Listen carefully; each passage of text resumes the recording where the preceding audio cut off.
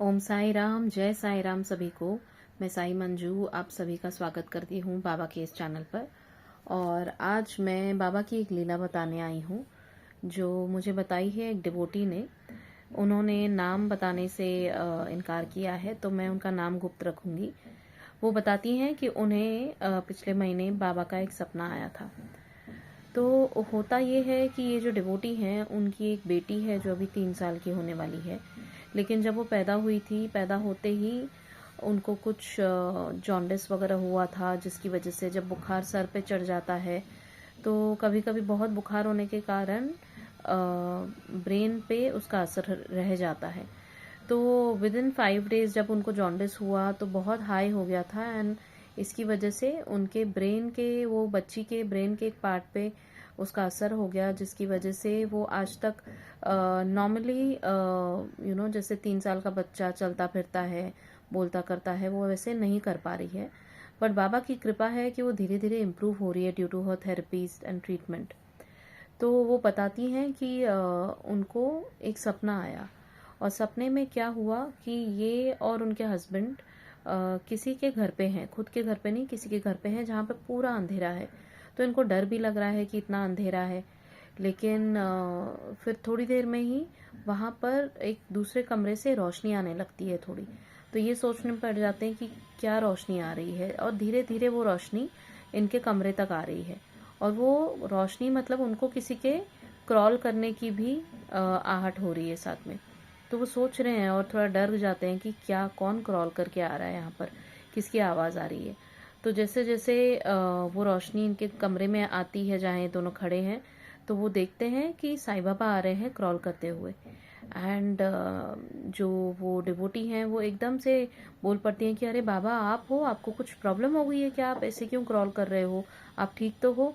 And बाबा ने उनकी तरफ देखा और स्माइल करके वो खड़े हो गए, और उन्हें ऐसा आशीर्वाद वाला हाथ दिखाया उन्होंने, और फिर आशीर्वाद दिया उन्हें। तो वो बहुत खुश हो जाते हैं और वो अपने मम्मी पापा को आवाज़ लगाने लगते हैं कि मम्मी पापा, और उनकी बेटी का नाम लेकर भी कि कहाँ हो आप सब, देखो बाबा आए हैं हमसे मिलने। पर कोई भी नहीं आता, बिकॉज प्रॉबेबली वो किसी और के घर पे थे और वो दोनों ही गए थे वहाँ पर। तो वो बोलते हैं कि बाबा आप सबके लिए हमें आशीर्वाद दे दो, और बस वो लोग नहीं आ पा रहे हैं, आप हमें ही आशीर्वाद दे दो। बाबा बोलते हैं कि मेरा आशीर्वाद सब पर है, और ठीक है मैं अभी जाता हूँ। तो इतने में वो दोनों डिस्कस करने लग गए कि बाबा पहली बार हमसे मिले हैं तो हम ऐसे कैसे उनको जाने दें, कुछ तो खिलाएं उनको। एंड वो सोच में पड़ जाते हैं कि किसी और का घर है, किचन कहाँ पर है, हमें कुछ पता नहीं। तो इतने में वो जो डिवोटी है उनके हस्बैंड को वहाँ पर सामने एक डाइनिंग टेबल होती है, डाइनिंग टेबल पर एक खीर की कटोरी दिखती है। तो वो बोलते हैं उनको कि तू यही दे दे बाबा को। बाबा को 1 मिनट रुका और दे बाबा को ये, कि जिसकी है हम उसको बोल देंगे कि हमने यूज़ किया, हमने साईं बाबा को खिला दी। बोले ठीक है। तो वो बाबा को रुकाती है और बाबा को बोलती है, बाबा आप आए हो पहली बार, तो प्लीज़ आप ये खीर खा लो आप। तो बाबा बोलते हैं अच्छा दे। एंड बाबा खाते हैं खीर।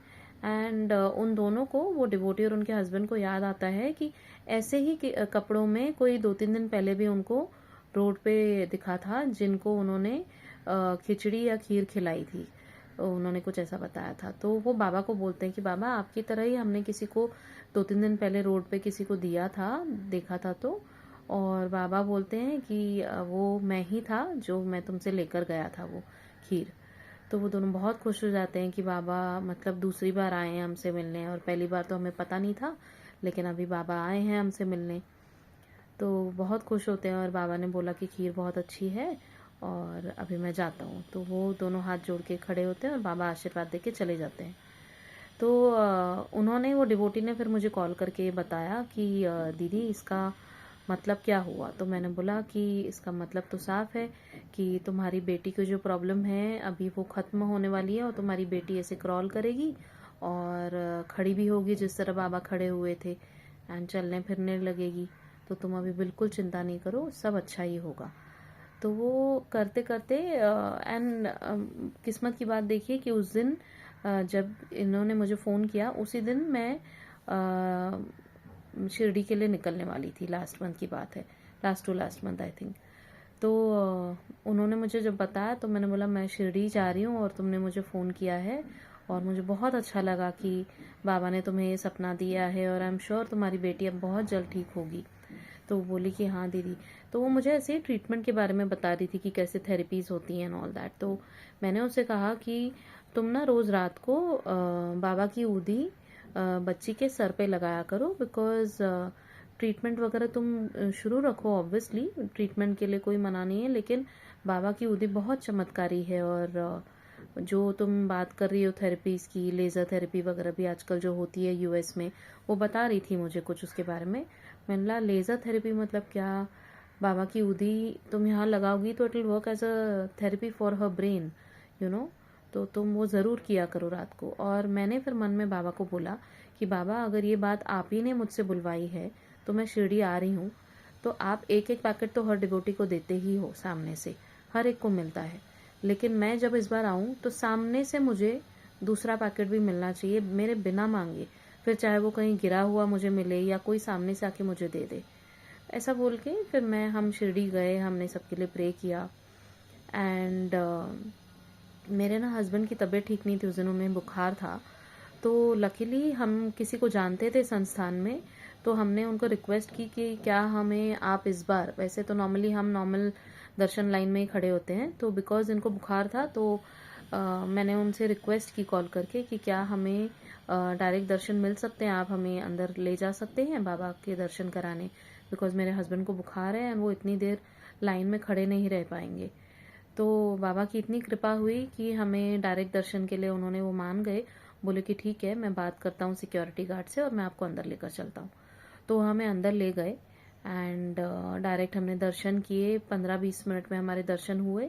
और हम दर्शन करके बाहर निकले तो जहाँ पर नीम वृक्ष का प्रदक्षिणा होती है हम वहाँ खड़े थे, वहीं पे पास में ऊदी काउंटर होता है। तो उन्होंने जो थे हमको जिसने कराया था, जिन्होंने कराया था दर्शन, उन्होंने बोला कि मैं वहाँ पर ऊदी काउंटर के वहाँ खड़ा रहता हूँ, आप नीम वृक्ष की प्रदक्षिणा लेकर आ जाइए। तो हमने भी बोला ठीक है हम आ जाते हैं। और फिर हमने नीम वृक्ष के यहाँ प्रदक्षिणा ली, बाबा को माथा टेका और वहाँ से हमें एक नीम का पत्ता भी मिला। नीम का पत्ता गिरा हुआ नहीं था, बट मैं ढूंढ रही थी, हम प्रदक्षिणा ले रहे थे और मैं ढूंढ रही थी और मैं इनको बोल रही थी कि बाबा एक भी पत्ता नहीं गिरा रहे हैं आज। उसके पिछली बार हमें बहुत सारे पत्ते मिले थे, मतलब कम से कम मैं आपको बोलूँ कम से कम 40 या 50 पत्ते मिले होंगे उसके पिछली बार। तो बाबा सोचते होंगे कि तुझे इतना स्टॉक दिया तो भी तू बोल रही है कि पर क्या करें, हमें बाबा का आशीर्वाद चाहिए ही होता है। तो यू नो मैं वहाँ कर रही थी प्रदक्षिणा, तो हमारे पीछे एक डिवोटी चल रहे थे, थोड़े सीनियर सिटीजन थे। उन्होंने देखा कि हम ढूंढ रहे हैं तो उन्होंने उनके पास 3 पत्ते थे, उन्होंने मुझे बोला कि ये लो तुम एक ले लो, तुम्हें चाहिए ना। तो मैं बहुत खुश हुई, मैंने बहुत थैंक यू बोला, बाबा को भी मन में बहुत थैंक यू बोला। और फिर हम ऊदी काउंटर की तरफ गए। तो ऊदी काउंटर की तरफ गए तो मेरे हस्बैंड पहले थे, उसके बाद मैं और मेरा बेटा। तो मेरे हस्बैंड पहले चले और हम तीनों को एक एक ऊदी का पैकेट मिला। फिर वो जो थे जो हमें अंदर ले गए थे, उन्होंने हमें बोला कि अभी मैं जाता हूँ अपने काम पे। तो हमने बोला ठीक है हम आपसे बाद में मिलते हैं। एंड इतने में वो चले गए तो मेरे हस्बैंड पीछे मुड़ के बोले कि मंजू ये देख, उन्होंने मुझे कम से कम 10-15 पैकेट दिए हैं ऊदी के वहाँ से लेकर।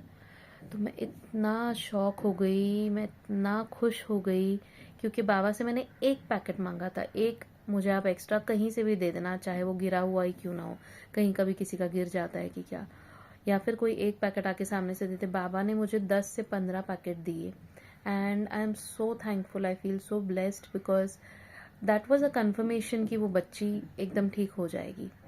एंड मुझे बहुत, मतलब इतनी खुशी हुई ना। एंड मैं वापस आई और मैंने वो डिवोटी को वो उसमें से ऊदी के पैकेट दिए और मैंने उनको कहा कि आप प्लीज़ अपनी बेटी के माथे पर ये लगाइए, वो ज़रूर ठीक होएगी। एंड बाबा की इतनी कृपा है कि वो डे बाय डे वो इम्प्रूव हो रही है। बस मैं रुकी हूँ, बाबा किस दिन वो डिवोटी से कॉल करवाएंगे और बताएंगे कि वो ना पूरी तरह ठीक हो गई। तो आप सभी से भी रिक्वेस्ट है कि प्लीज़ आप प्रे कीजिए वो छोटी सी बच्ची के लिए, वो अभी 3 साल की होने वाली है, कि वो ठीक से एकदम ठीक हो जाए, चले फिरे, बोले, नॉर्मल बच्चों की तरह अपनी एक लाइफ जिए। इनफैक्ट वो क्या, सभी बच्चे जितने हैं वर्ल्ड में, सबके लिए प्रार्थना रोज़ कीजिए कि बच्चे सारे स्वस्थ रहें, अच्छे रहें, अपने माँ बाप के साथ खुश रहें। कर्म हर एक के अपने होते हैं बाबा, हम जानते हैं, लेकिन अपने बच्चों को हम ऐसे नहीं देख सकते, किसी के भी बच्चे को। So request all of you all to please pray for the little girl and thank you so much. ये एक लीला थी जो मैं आपसे शेयर करना चाहती थी, और भी ज़रूर शेयर करूँगी। मेरी शिरडी की जो दूसरी लीलाएं हैं ज़रूर शेयर करूँगी जल्द। Thank you so much. Om Sai Ram, जय साई राम। और ये लीला भी प्लीज़ हो सके उतना शेयर कीजिए, ताकि उस बच्ची को बहुत ब्लेसिंग्स मिले आप सबकी, बाबा के साथ आप सभी की भी ब्लेसिंग्स और प्रेयर्स मिले। Thank you. ओम साई राम, जय साई राम।